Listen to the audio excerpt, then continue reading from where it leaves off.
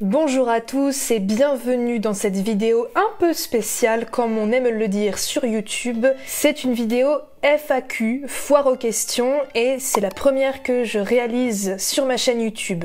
Peut-être y en aura-t-il d'autres, peut-être pas, seul l'avenir nous le dira. Vous m'avez posé vos questions diverses et variées sur mes réseaux sociaux et moi, j'y réponds en vidéo. J'ai noté toutes vos questions sur l'ordinateur qui est posé sur mes genoux présentement, donc je vais mettre mes lunettes pour bien les lire parce que je suis myope.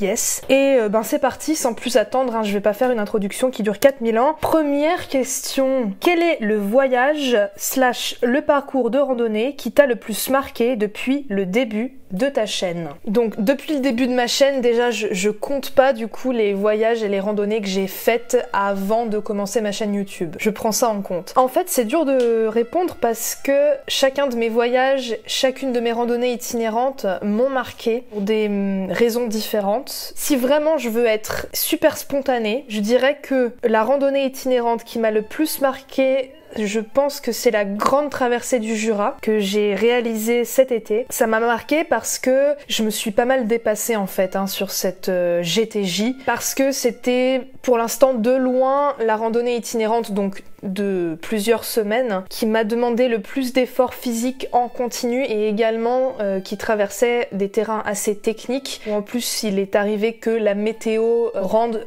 le tout encore plus délicat, on va dire ça comme ça. Et je me suis retrouvée dans des situations dans lesquelles je m'étais jamais retrouvée et qui m'ont demandé d'aller puiser dans mes ressources, à la fois physiques et mentales surtout, pour continuer d'avancer et me rendre compte que j'étais encore bien plus capable de faire des choses que je ne le croyais. Et il est vrai que ça a été hyper marquant pour moi.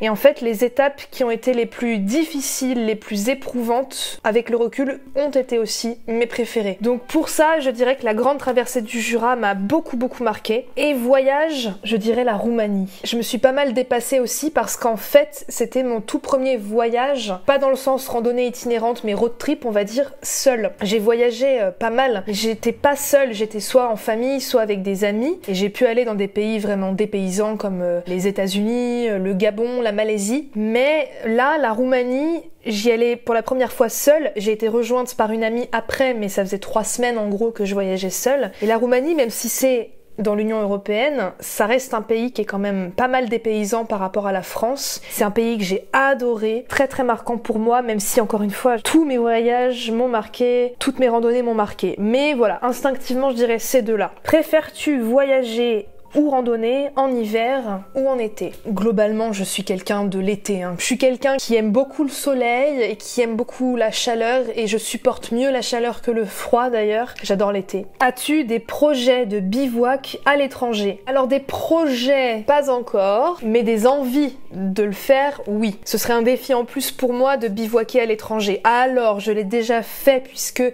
sur le Camino Frances en Espagne, j'ai bivouaqué pas mal, donc c'est un pays étranger. Mais pour moi, ce serait un défi de faire du bivouac dans un pays dont la culture est quand même assez éloignée de celle de la France. Sortir de ma zone de confort toujours et partir en dehors de la France, évidemment. Quels sont tes projets de voyage et de randonnée en 2023? Donc ça rejoint un petit peu la question précédente. Entre parenthèses, en France ou en Europe? Pourquoi pas la Bretagne ou la Corse? Pour ce qui est de mes projets de voyage ou de randonnée en 2023, j'en ai pas pour l'instant. C'est pareil, c'est encore très incertain. Ça dépendra de beaucoup de choses. Pour rappel, j'ai envie de déménager aussi. Je suis en train de tellement mettre de choses en place que j'en sais fichtrement rien. Ce que j'essaye de faire quand même depuis plusieurs années, et j'ai toujours réussi pour l'instant, c'est d'aller au moins une fois à l'étranger dans l'année. C'est ce que j'aimerais bien faire aussi pour 2023, aller au moins une fois à l'étranger, probablement en Europe. Voyage ou randonnée, je ne sais pas, je verrai bien, mais j'aimerais bien continuer ma routine, le rituel que j'ai mis en place. Pays d'Europe qui me tenterait le plus, je le garde pour moi pour l'instant, ce sera la surprise. Mais ouais, j'ai des idées de pays d'Europe comme ça où j'aimerais aller. Du coup en France, Bretagne ou Corse? À la Corse, j'aimerais vraiment beaucoup y aller, je n'y suis jamais allée de ma vie. Il serait temps parce que ça m'a l'air renversant de beauté. La Bretagne, je connais déjà mieux quand même. J'ai de la famille qui habite en Bretagne. Mais le GR34, qui est le fameux sentier côtier, sentier des douaniers, dans un coin de ma tête, des GR que j'aimerais parcourir quand même. Peut-être pas cette année. Là, si je devais choisir entre Bretagne ou Corse, Je choisirais la Corse. Ok, je change de cadre et je réponds à d'autres questions. Cette question ressemble un peu à une question précédente. Quel pays t'a le plus impressionné? Donc là, je vais partir du principe que ça ne parle pas de pays que j'ai visités en ayant débuté ma chaîne, donc je peux parler de voyages antérieurs. Eh bien, je dirais que ce sont les États-Unis. J'y suis allée 2 fois sur la côte ouest, un road trip. Le premier a duré 2 semaines, l'autre 3 semaines. Le premier, j'avais 20 ans et le deuxième, 22 ans. Ça m'a énormément impressionnée parce que en tant qu'Européenne, on est dans de tout petits pays, des tout petits territoires. Et là, l'échelle est pas du tout la même. La nature est hallucinante. Donc moi, j'ai un souvenir très précis des parcs nationaux, mais également les alentours. C'est la grandeur de ces paysages, cette nature hyper sauvage. Et tu sens qu'il y a un climat qui est vraiment difficile et en même temps, c'est magnifique. Ça m'a laissé bouche bée. Et pour être tout à fait honnête, j'aimerais beaucoup retourner aux États-Unis, mais là, si j'y retournais, ce serait pour une bien plus longue période parce que pour moi, si je dois partir aussi loin, ça n'a pas de sens de partir pour aussi peu de temps finalement. Et si vous voulez en savoir plus sur ce voyage, j'en ai écrit plusieurs pages sur mon site internet. D'ailleurs, c'est vrai que je parle pas trop de mon site internet, mais si vous souhaitez avoir des traces écrites de mes randonnées itinérantes ou mes randonnées à la journée, de mes voyages, de conseils comme le matériel que j'utilise par exemple, tout est répertorié sur mon site internet. L'adresse va s'afficher ici, elle est également en barre d'infos, donc n'hésitez pas.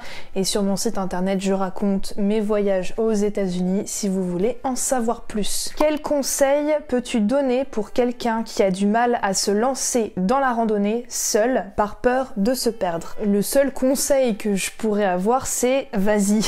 Parce que comme dans tout dans la vie, c'est le premier pas qui compte. Alors peut-être dans un premier temps, puisque tu as vraiment peur de te lancer par peur de te perdre, essaye déjà une randonnée à la journée tout simplement. Essaye de faire une boucle et la fin de cette boucle te ramène chez toi, comme moi je fais avec les randos découvertes par exemple. Tant que t'es sur un chemin, tu peux pas vraiment te perdre. Alors montagne mise à part, c'est un peu différent, mais globalement si tu restes sur un chemin assez clair, voilà, un sentier, les chemins ils mènent forcément quelque part. Tu peux pas te perdre comme si t'étais en plein désert ou que tu faisais du hors-piste ou que sais-je. Et de toute façon, si tu veux te lancer dans la randonnée mais que tu l'as jamais fait, je ne conseille pas d'aller tout de suite en terrain difficile, hein. Bien sûr, il y a de quoi se dégoûter, hein. Sinon, le sens de l'orientation, ça s'apprend et moi-même je suis encore en train d'apprendre. Ce que je te conseillerais, c'est de t'aider d'applications pour te repérer. Alors moi j'utilise Géoportail ou IGN Rando, mais il y en a d'autres, peut-être que je serai amenée à tester, peut-être que je ferai une vidéo consacrée à ces applications, je vais voir, mais déjà tu peux t'aider avec un GPS pour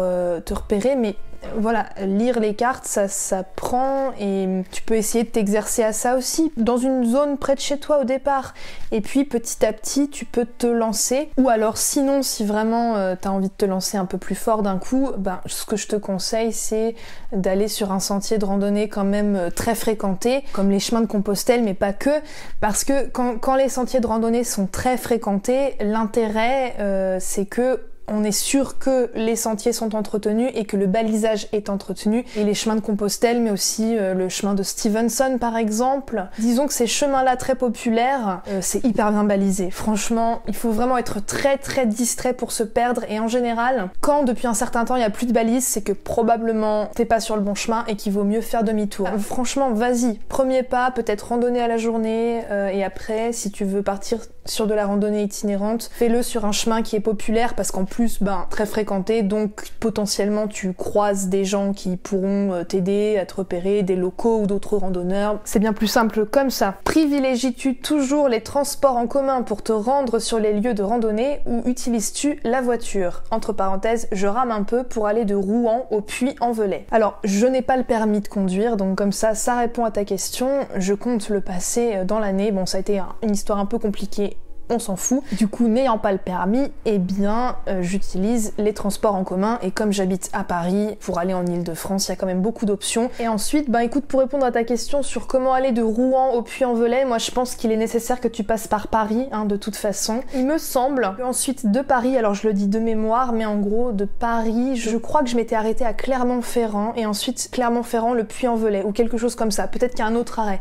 Mais le site de la SNCF te propose normalement, mais en tout cas, je pense que t'es obligé de passer par Paris. Je suis quasi sûre de ça. Mais bon, bonne chance. Te verrais-tu voyager tout le temps ou as-tu besoin de retourner en ville parfois? Bon, en tout cas d'avoir un point fixe. Pour l'instant, non. Je me vois pas voyager tout le temps en mode nomade qui n'est pas de point fixe, qui n'est pas d'appartement, de maison, peu importe. Parce que j'ai aussi des envies et des fantasmes un petit peu inverses à la vie de nomade, comme par exemple, moi ça fait très longtemps que je rêve d'avoir mon jardin potager, où je pourrais cultiver mes fruits, mes légumes, mais aussi planter des fleurs, des plantes. Ça, une vie nomade, ça correspond pas trop à cette envie de jardin, hein, tout simplement. L'idéal pour moi, ce serait d'avoir un lieu de vie dans lequel je me sens vraiment très bien et en même temps de pouvoir quitter ce lieu de vie autant que je le souhaite, mais aussi d'avoir un chez moi. Et je vois pas avoir un chez moi roulant. Je dis ça, peut-être que je changerai, j'en sais rien n'est gravé dans le marbre, mais pour l'instant c'est pas une vie qui me tente. Et puis me déplacer tout le temps en voiture ou en van ou peu importe, je trouve ça un peu problématique par les temps qui courent, à la fois de la pollution mais aussi du prix de l'essence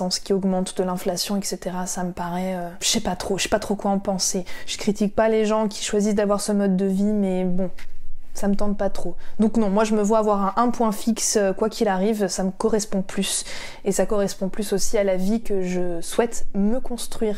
Enfin, dernière question sur la randonnée et les voyages, et après ce sont d'autres types de questions. Fais-tu des randonnées à deux / voudrais-tu randonner avec moi? Plusieurs personnes m'ont posé la question, donc je l'ai regroupée en une seule. Alors, est-ce que ça m'arrive de faire des randonnées à deux ou à plusieurs? Oui, pas la majeure partie du temps. La plupart des randonnées que je fais, c'est seul. Après, ça m'est arrivé plein de fois en randonnée itinérante de rencontrer des compagnons de route et de marcher plusieurs jours avec eux. Je suis pas partie par contre avec quelqu'un en randonnée itinérante, mais j'ai rien contre. Faut juste pas partir avec n'importe qui, j'imagine. Et par contre, à la journée, oui, bien sûr, ça m'est arrivé de randonner avec des proches. C'est juste que je filme pas en fait. Alors je pense que c'est un coup de main à prendre, mais au-delà de ça, quand je suis avec quelqu'un, j'ai vachement de mal à sortir ma caméra. Je trouve que ça coupe du moment. La seule fois où je suis partie dans l'idée de filmer mes randonnées et d'être avec quelqu'un qui filmait aussi, c'était mes quelques journées en Suisse avec Fabien de la chaîne Grandeur Nature. Et donc là, tous les deux on filmait, mais même on avait du mal à filmer de manière régulière parce que on faisait aussi connaissance en fait. Et du coup, moi j'ai vachement moins filmé que ce que je filme quand je suis toute seule. Donc bien sûr, je randonne à deux, mais c'est juste que je le filme pas de manière générale parce que c'est un moment avec mes proches et puis au-delà de ça parce que moi-même j'ai pas pris le pli. En général les personnes ne souhaitent pas être filmées, donc je respecte ça aussi. Et ensuite, voudrais-tu randonner avec moi?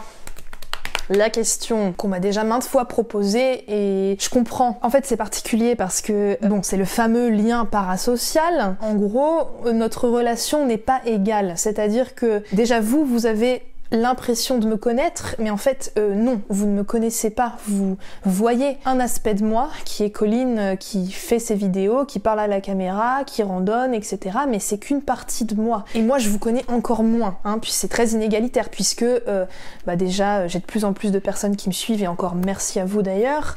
Donc ça fait de plus en plus un effet de masse et oui, il y a des pseudos que je reconnais ou des noms que je reconnais. Au-delà de ça, je vous connais pas plus que ça, j'ai pas votre voix, j'ai pas votre visage. Tout ça, ça fait que déjà ça crée une inégalité dans la relation que l'on a, si on peut appeler ça une relation. Donc mettez-vous à ma place, si on décidait de se rencontrer en allant en randonnée ne serait-ce qu'à la journée, et si ça colle pas en fait, parce qu'il y a cette possibilité là qui est probable, il y a aussi une probabilité que ça colle très bien et qu'on s'entende très bien, mais il y a aussi la possibilité que ce soit un peu gênant. Et donc l'idée de partir comme ça en randonnée toute la journée où tu peux pas trop t'esquiver parce que bon, c'est un peu bizarre, j'ai pas trop envie de me retrouver dans cette situation en fait. Je me vois pas partir en randonnée comme ça avec quelqu'un que je connais pas du tout. Alors c'est même pas une question de dangerosité éventuelle ou de peur, parce que je pense que la majorité des gens n'est absolument pas dangereuse, mais juste la gêne éventuelle que ça pourrait être, tout simplement que ça colle pas parce que on se connaît pas en fait. Je vais dire non du coup. Les seules occasions qui pourraient se présenter, et peut-être qu'un jour j'aurais envie de le faire, c'est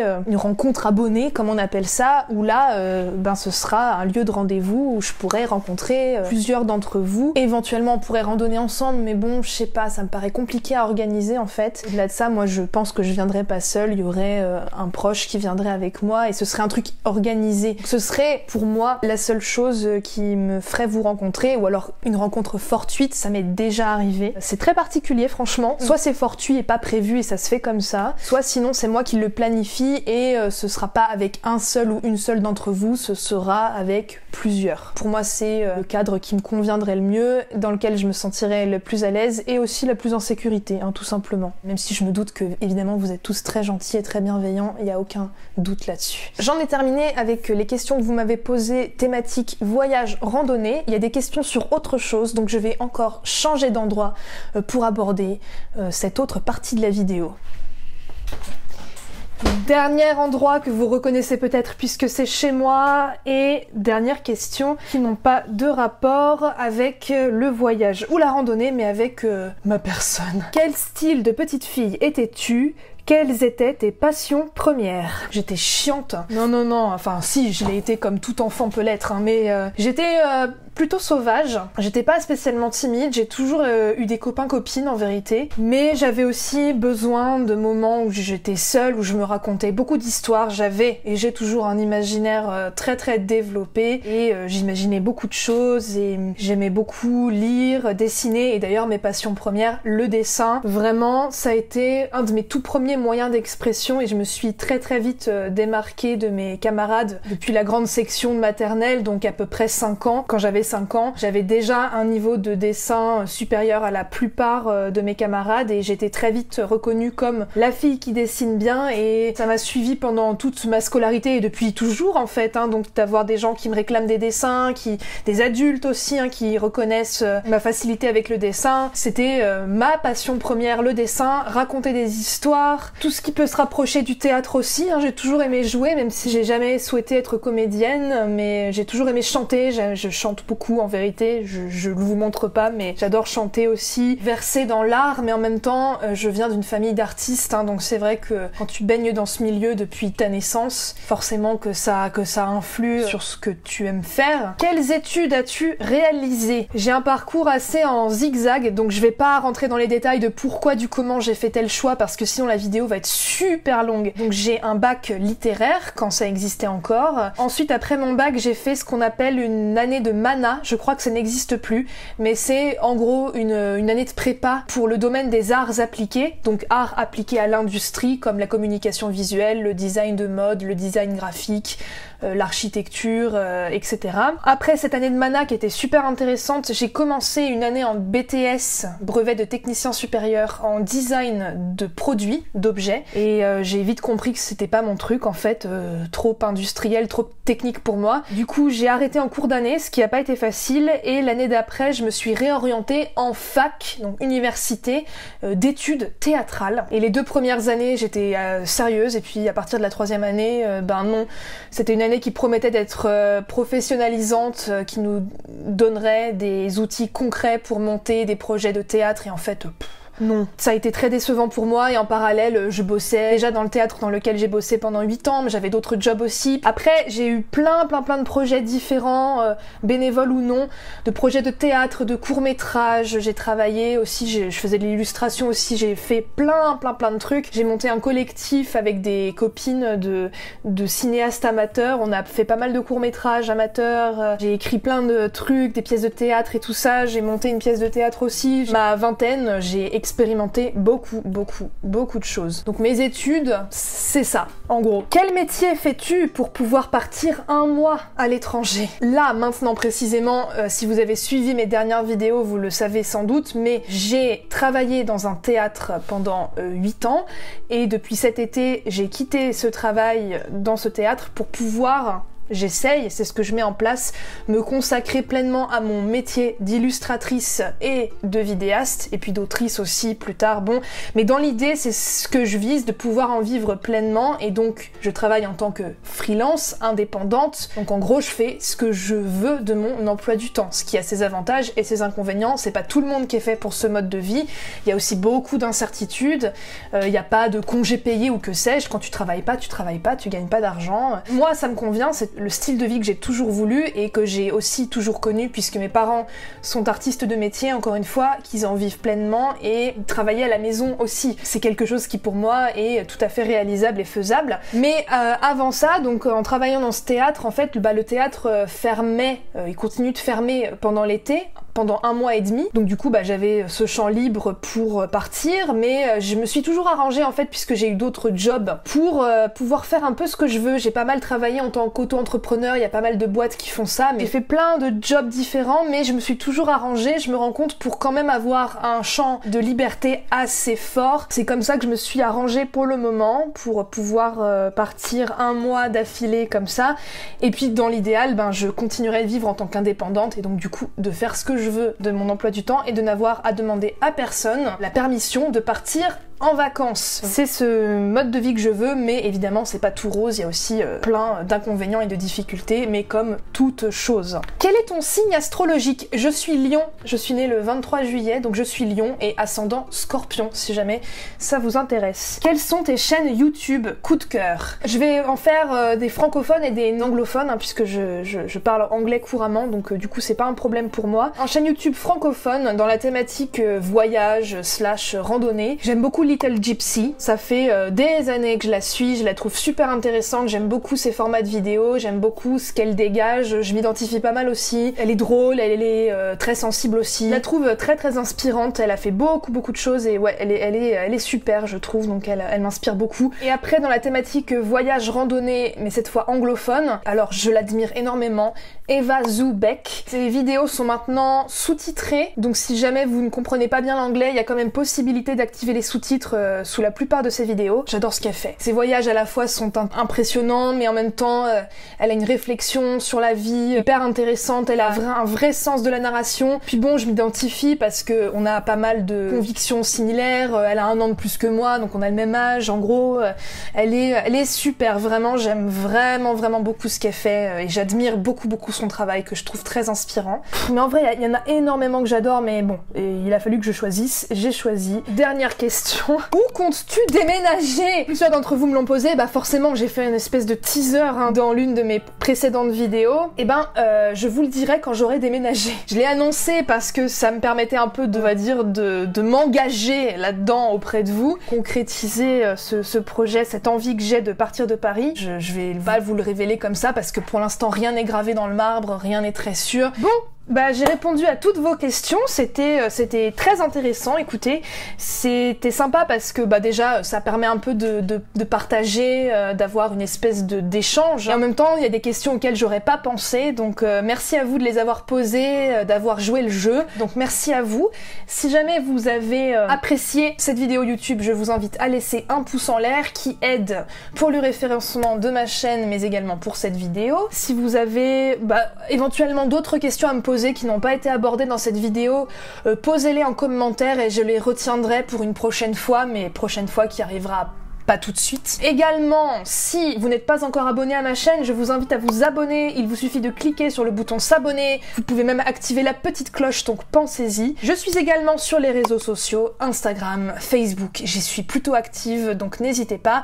J'ai aussi un serveur Discord, n'hésitez pas à le rejoindre, tout est en barre d'infos. J'ai aussi une page Patreon, si vous souhaitez m'aider financièrement pour le contenu que je produis gratuitement sur YouTube, n'hésitez pas, vous aurez droit aussi à quelques contenus exclusifs. Et bien sûr, je remercie déjà celles et ceux qui me soutiennent, c'est hyper précieux pour moi, vous n'imaginez pas à quel point, donc merci beaucoup. J'en ai terminé avec mon discours de fin de vidéo, j'espère que vous allez bien, que vous vous portez bien et que vous vivez de belles aventures. Quant à moi, je vous dis à lundi prochain pour une autre vidéo. Ciao!